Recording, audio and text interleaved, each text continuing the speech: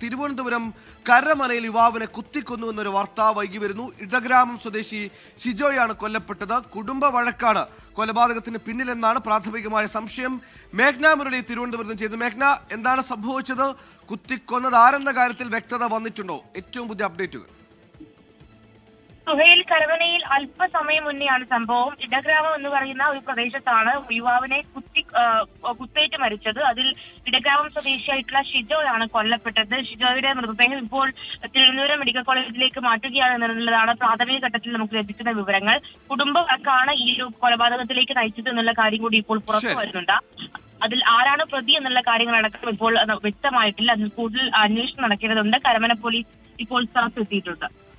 ലോകത്തെവിടെയായാലും ഏത് സമയത്തും 24 വാർത്തകളും ഓഗ്മെന്റഡ് റിയാലിറ്റി പാക്കേജുകളും എക്സ്പ്ലെയിനറുകളും വിശദമായി കാണാൻ ഞങ്ങളുടെ യൂട്യൂബ് ചാനൽ നിങ്ങൾക്ക് സബ്സ്ക്രൈബ് ചെയ്യാം.